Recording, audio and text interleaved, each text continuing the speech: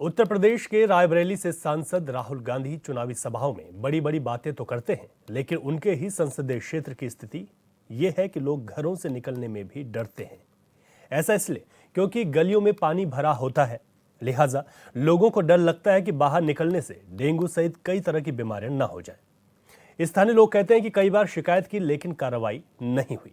Report देखिए, फिर जिम्मेदार लोगों से सवाल करिए। अच्छा, क्या दिक्कत है यहाँ? दिक्कत यहाँ ये है कि आप देख रहे हैं हमारे पीछे तमाम पानी भरा हुआ, आज 4-5 दिन से पानी भरा है और पानी एक बूंद नहीं बरसा इधर। ये नाली का और सीवर का पानी है, नाली और सीवर का पानी है और इस कदर यहाँ दुकानदार परेशान है कि बराबर फ़ोन कर रहे हैं, बराबर शिकायत कर रहे हैं, लेकिन शिकायत की कोई सुनवाई नहीं। किससे शिकायत कर रहे हैं? नगर पालिका चेयरमैन से शिकायत कर रहे हैं, इस वार्ड का जो सभासद है उससे शिकायत कर रहे हैं। तो क्या मतलब फ़ोन करने के बाद वो तो कहते थे एक फ़ोन पर काम करेंगे? यार 100 फ़ोन हुए जा रहे हैं सुबह से शाम तक में, यार एक फ़ोन उठता नहीं, आप एक फ़ोन की बात कर रहे हो। तो क्या दिक्कतें हैं आप लोगों की? दिक्कत आपकी आंखें खुद देख रही हैं, आपका कैमरा देख रहा है, क्या दिक्कतें हमारे पीछे देखिए किस कदर लोगों का आवागमन है इस रोड से और किस कदर पानी भरा है। इसमें हमारी माताएं और बहनें आती हैं जो पर्दा करती हैं और उनको घुटने घुटने तक अपने कपड़े उठा के यहाँ से आना पड़ता है। क्या ये शोभा देता है? तो जिम्मेदार कौन है? इसका जिम्मेदार कौन होगा? इसका जिम्मेदार जो नगर पालिका चला रहा है वो जिम्मेदार होगा ना। नगर पालिका चला रहे हैं शत्रुघ्न सोनकर, वो।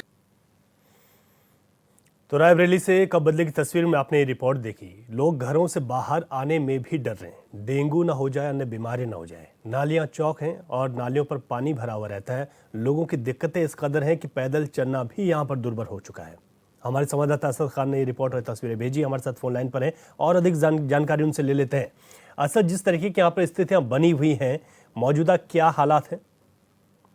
बिल्कुल, देखिए, निश्चित तौर पर एक काम होना चाहिए था। जो अमृत योजना के तहत आपने काम शुरू किया था उस पे आप मोहर लगाते, उसको आप देखते। जिस तरह से अमृत योजना का काल खत्म हो जाना चाहिए था बरसात से पहले, वो बरसात से पहले खत्म नहीं हुआ। लगातार उस पर खबरें चली कि कल अगर बरसात स्टार्ट हो जाएगी या महीने बाद बरसात स्टार्ट हो जाएगी तो इस पे आप किस तरह से काम कर पाएंगे। लेकिन उस पर अधिकारियों ने टाल मटोल अपना रवैया अपनाया। अब स्थिति भयावह हो चुकी है। वहां पर लोगों के घर में पानी घुस जाना, लोगों के गली दुकान के बाहर पानी भर जाना। नवरात्र का समय चल चुका है और यहाँ पर लोग नहा के घर से निकलते हैं इसलिए कि हम पूजा अर्चना करने मंदिर जाएंगे। मंदिर जाने के रास्ते पर भी इस तरह की स्थिति है जो तस्वीरों में आप देख सकते हैं कि ये स्थिति कितनी गलत है।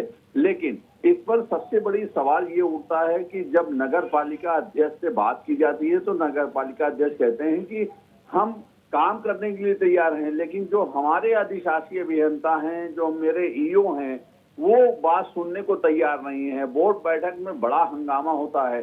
हंगामे के बाद सारे जो 34 वार्ड रायबरेली में लगते हैं, उन 34 वार्डों के सभासद में से 32 सभासद उनका बहिष्कार करते हैं। उसके बाद भी ये होता है कि मैं काम को कार्य प्रगति पर लाऊंगा, लेकिन वो कार्य प्रगति पर क्यों नहीं आ पा रहा है। इस तरह की स्थिति बनने के बाद जब स्वच्छता पखवाड़ा चलाया जाता है, उसमें यहाँ के रहने वाले दिनेश प्रताप सिंह जो बीजेपी से मंत्री हैं, स्वतंत्र प्रभार मंत्री हैं, वो जाते हैं और उस जगह पर झाड़ू लगाते हैं। तो आप गए तो होगे इसी रोड से, तो हिचकोला खाते हुए तो आप जरूर गए होगे। तो हिचकोला खाते आप गए होगे अपने, जो कि लग्जरी गाड़ी है आपकी, आपको ऑटो में बैठने तो जाना नहीं था, आपको किसी टूटी फूटी गाड़ी में बैठने जाना नहीं था, आपकी गाड़ी लग्जरी होती है, तो गड्ढों का एहसास आपको नहीं होता। लोग गाड़ी के समेत नाले में गिर जा रहे हैं, बड़े बड़े गड्ढे हो जा रहे हैं।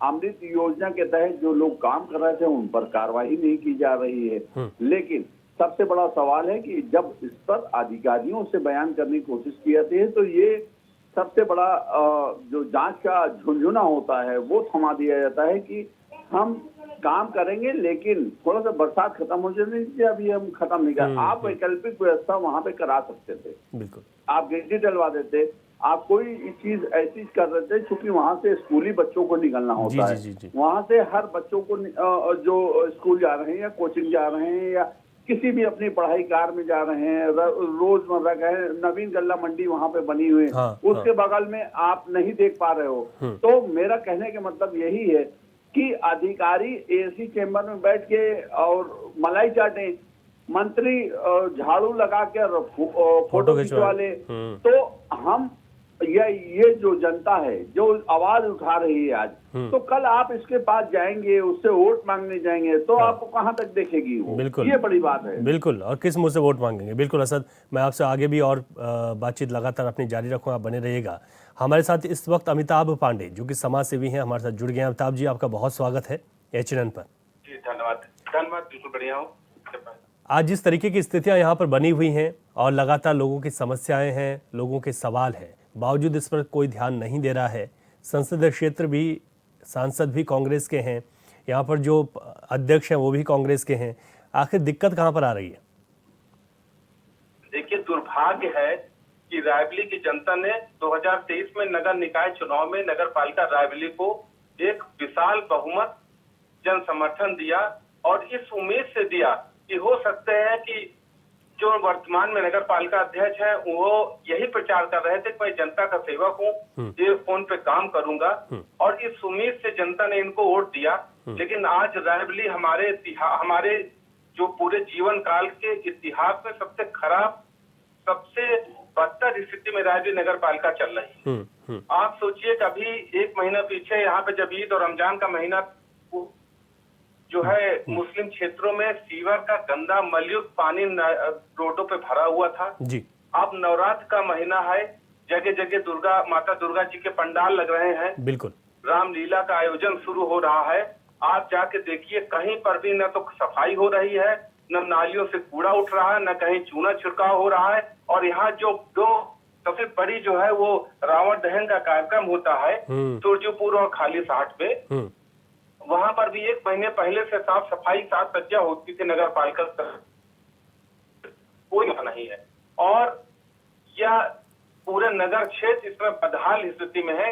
झाड़ू तो आप निर्माण सोचिए, नए निर्माण छोड़ दीजिए, जहां पर आम रूप से सफाई व्यवस्था नहीं हो पा रही हो, इस बार नगर पालिका सबसे खराब अपने दौर से गुजर रही है। अमिताभ जी, कब से ये स्थिति है? अगर कितना वक्त हो गया है कि इसी स्थिति के साथ यहाँ के जो स्थानीय लोग हैं वो जीने को मजबूर हैं?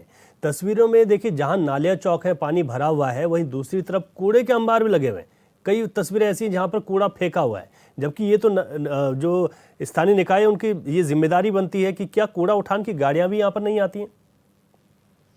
देखिए, अभी पूर्व में अभी यहाँ के अधिशासी अधिकारी और नगर पालिका अध्यक्ष के बीच में बोर्ड की बैठक में कुछ अनबन हुई और उसमें ईओ नगर पालिका के द्वारा एक सूची सार्वजनिक की गई कि नगर पालिका अध्यक्ष जो है लगभग 60 से व्यक्तियों को, अपने घर परिवार के लोगों को संविदा में वहां पर नाम जो है एंट्री करा रखे हैं और उनकी तनख्वाह हर महीने ले रहे हैं।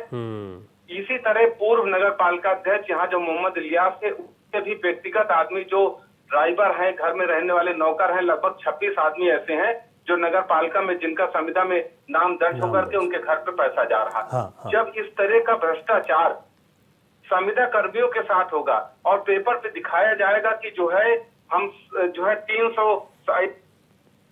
हाँ, तो काम कैसे होगा? सही बात है।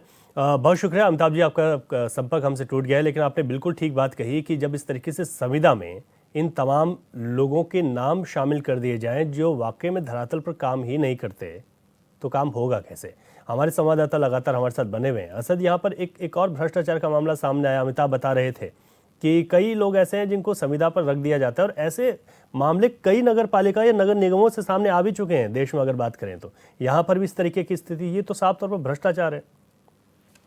बिल्कुल, देखिए इसमें कार्रवाई होनी चाहिए, क्योंकि अमिताभ जी जो हैं वो यहाँ के वरिष्ठ समाज सेवी हैं और वो पूर्व कैबिनेट मंत्री के भाई भी हैं, और उसके बाद वो निकल कर लोगों के बीच जाते हैं, उनसे बात करते हैं, उनसे कोशिश करते हैं कि हर समस्याओं को जाना जाए। लेकिन जिस तरह से स्थिति बनी, क्योंकि राहुल गांधी यहाँ से जीते, चुनाव जीत चुके हैं, राहुल गांधी रायबरेली के सांसद हैं, और यहाँ से वो उनने अपने प्रतिनिधि को, जो उनका प्रतिनिधि नहीं था, फिलहाल सोनिया गांधी के प्रतिनिधि थे, किशोरी लाल शर्मा और स्मृति ईरानी के सामने खड़ा करने के बाद वो चुनाव वहां से जीता। तो जनता ने आपके ऊपर भरोसा जताया है, जनता ने आपके ऊपर भरोसा जताया है। काम करना पड़ेगा, समस्याएं आपको देखनी पड़ेगी, जो लगातार समस्याएं लोगों के सामने निकल के आ रही, क्योंकि डेंगू का प्रकोप है, एक आदमी की मृत्यु हो चुकी है, 5 आदमी अभी भी जिला अस्पताल में एडमिट हैं।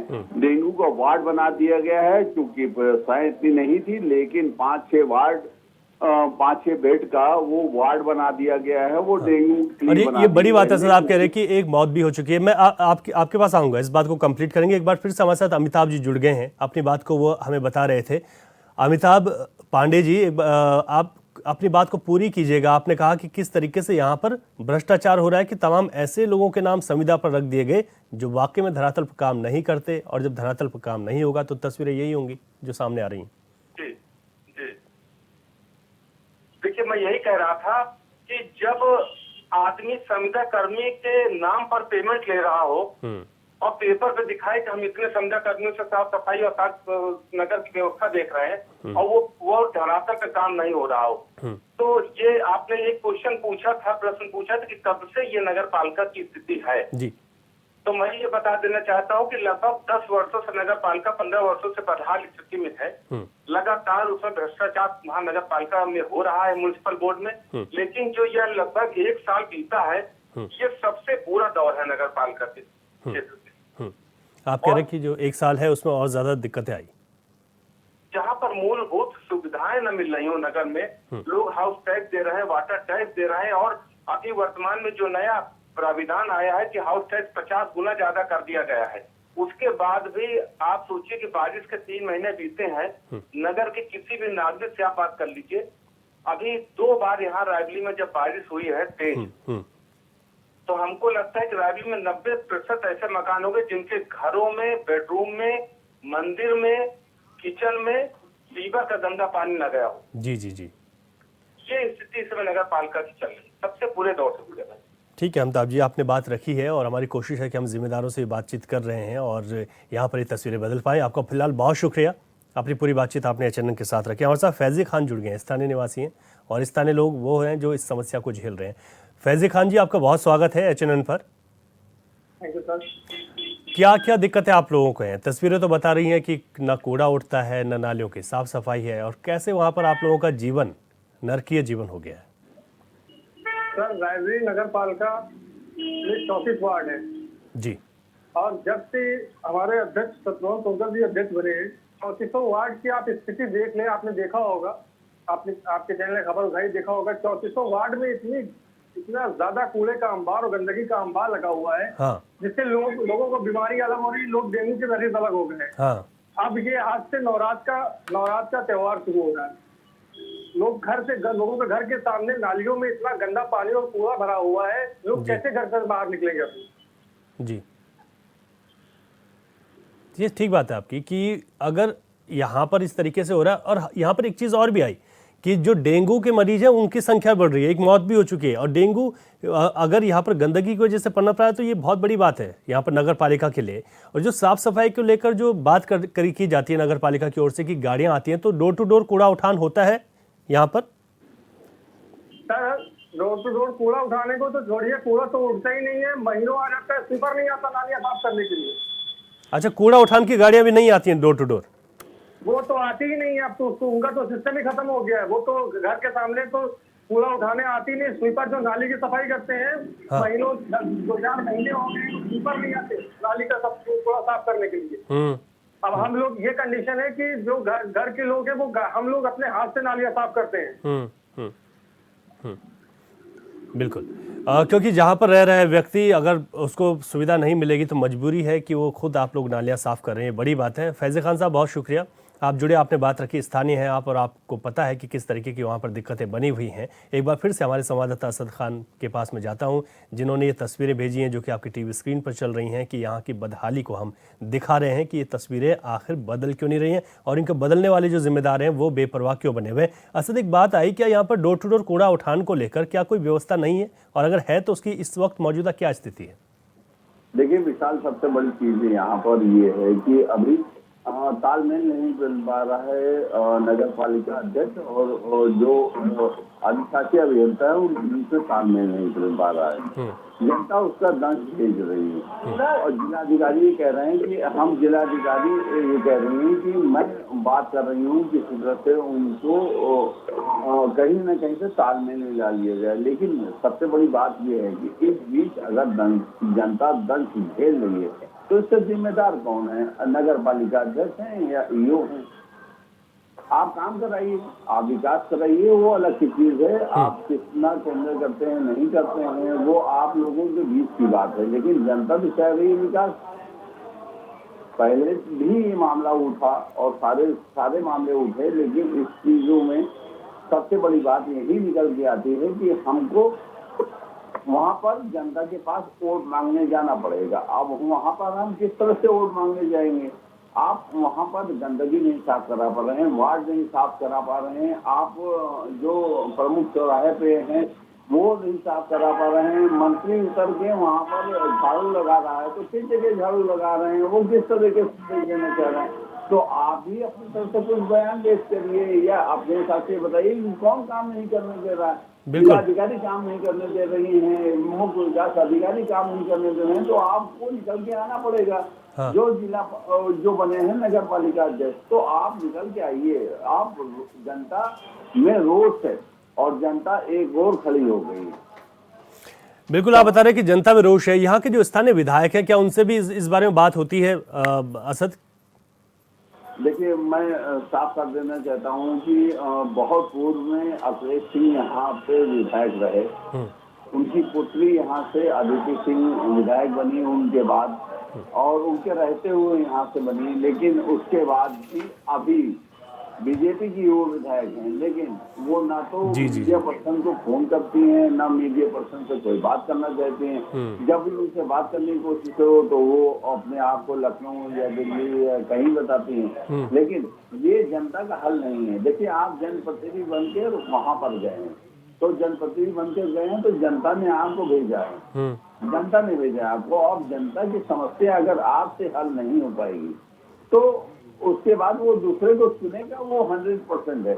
लेकिन अभी जो मूलभूत समस्या है या जल निकासी की समस्या है या क्योंकि सड़कों की व्यवस्था है या सीवर लाइन की व्यवस्था है, तो इसके लिए दौड़ना तो पड़ेगा ही।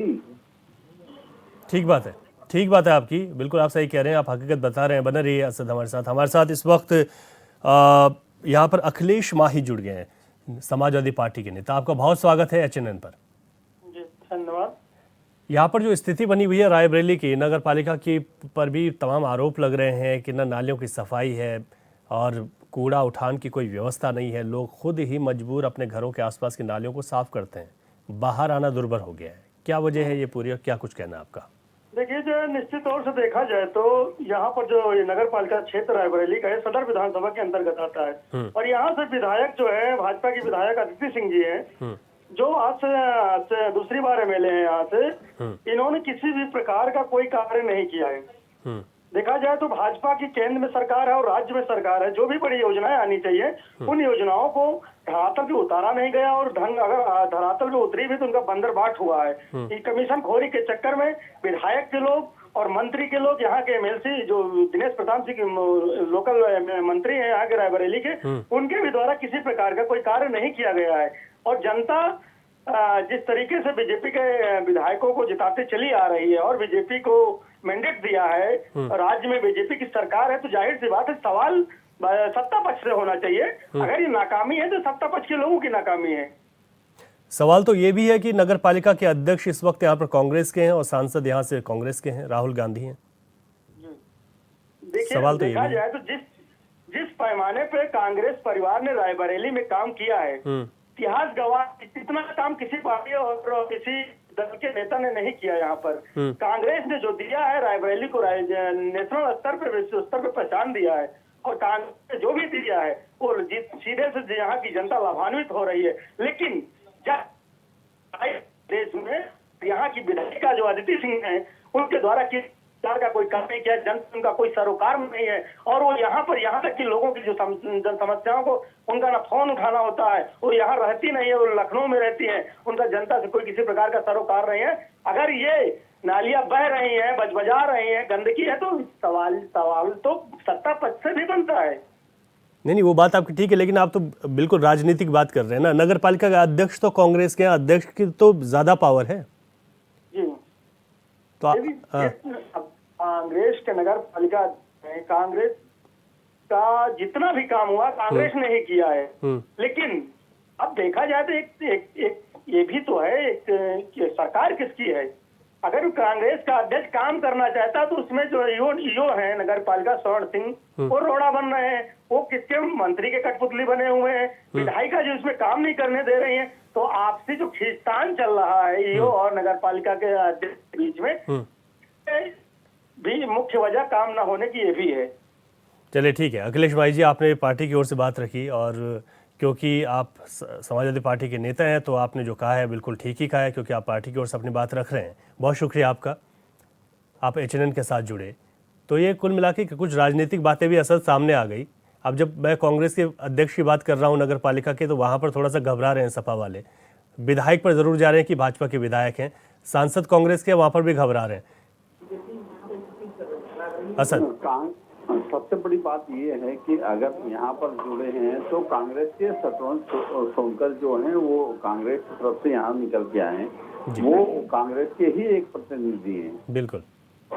और उनको जवाब देना चाहिए कि अगर जनता त्राही मांग रही है तो आप कम से कम इस पर जवाब देना चाहिए। आपको जवाब देना चाहिए, आपको बताना चाहिए कि हाँ ये चीज है, और इससे कब यहाँ वार्ड वासियों को या जिनको निपटारा मिल पाएगा तो ये आपको बताना चाहिए। बिल्कुल ठीक बात है। असद, आपने ये तस्वीरें भी भेजी हैं और साथ में आपने पूरी तरीके से विस्तार से यहाँ पर बताया भी कि हालात क्या हैं और जिम्मेदार कौन कौन लोग हैं। आपका भी बहुत शुक्रिया, इस पूरे कार्यक्रम में आप भी जुड़े रहे। कब बदलेगी तस्वीर में रायबरेली की बात की हमने, आपने देखी है कि कितनी दिक्कतें हो रही हैं, लेकिन राजनीति की शिकार और कोई नहीं, ये जनता हो रही है जिससे वोट लेने यही नेता जाते हैं। लेकिन इस बार एक बार जो आक्रोश है लोगों में ये भी है कि अगर आप दोबारा यहाँ पर वोट लेने आएंगे तो किस मुंह से आएंगे, ये भी जनता इस बार सबक सिखाने वाली ज़रूर है। लेकिन जिम्मेदारों से हमने बातचीत की है, हमें भी उम्मीद है कि ये तस्वीरें बदलेंगी।